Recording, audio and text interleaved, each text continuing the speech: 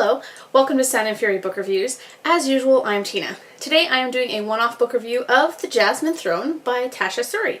So this is a fantasy novel that's coming out in June of 2021, so this month. I received this book as an ARC from NetGalley in exchange for a fair review, so thank you to Orbit for the ebook. I really enjoyed it. There will be no spoilers in this review whatsoever. So this novel has been generating some buzz in the book circles that I'm part of. I mean, not like I'm actually in the circle, I'm kind of more like on the periphery, like looking into the circle, but that's cool. It's a fantasy novel that's, got a female-centric cast, and it's got a sapphic love story. So of course I wanted to jump on that, and I'm very glad that I got a chance to read this early.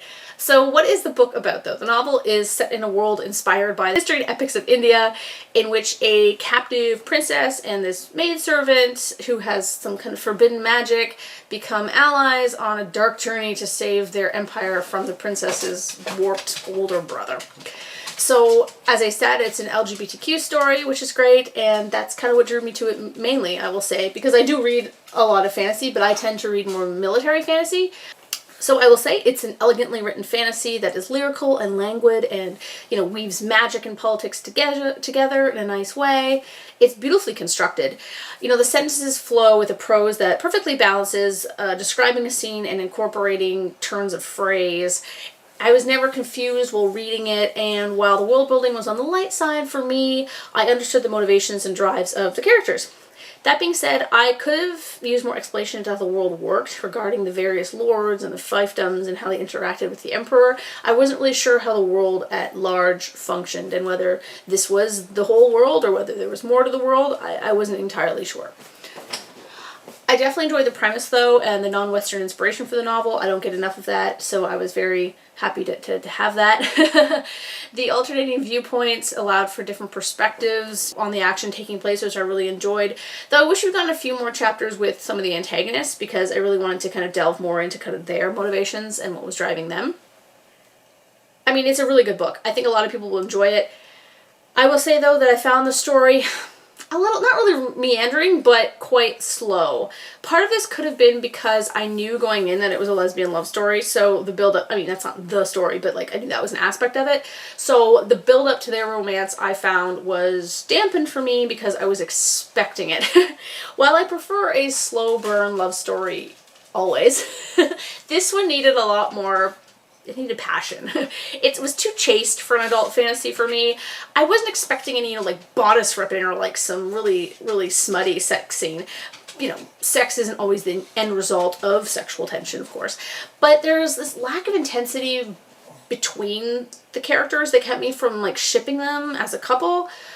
This could be because we don't really get to see them interact other than in periods of heightened drama. So they never get to flirt, to talk, to break down barriers in a casual or calm setting. It's always just during intense moments. The romance was, to put it simply for me, flat. I really enjoyed other facets of the novel, though. I mean, I didn't love them, but I really liked the magic. I thought it was interesting. I liked the political aspects, though, as I said, I needed a bit more of that. I love the female-centered cast, and there were side characters that I cared for, like Rao and Captain Jeevan. But overall, I was left a little underwhelmed by this novel. I still think it affords a 4 to 5 stars, as I was engaged with it, but I wasn't engaged to the point of loving it, but I believe a lot of people will be. So I was trying to figure out, though, why I felt this way about it, and I sat around and thought about it for a while, and I believe the main reason is because I felt it was a little bit formulaic as a novel. We know from the start what the love story will be. Priya's connection to the Hirana took way too long to get going, despite the fact that we know they have a connection from the get-go. And I expected the twist at the end from pretty much the first page.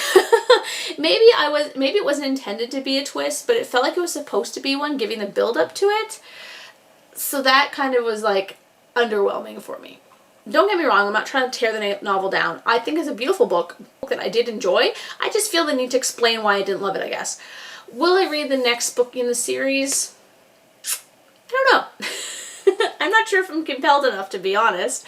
Maybe if I got another e-arc. The problem with fantasy is that they're so long.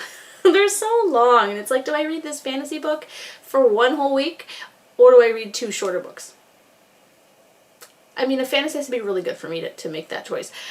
As I said, I'm giving it 4 to 5 stars, though in truth it was closer to a 3. It was a very high 3, and I'm recommending it to people who enjoy lyrical fantasy. I can't think of any comparable titles, really. So if you've read this book, let me know if you enjoyed it, if you disagree with me, if you agree with me, that's cool too. Yeah, so thanks for watching, and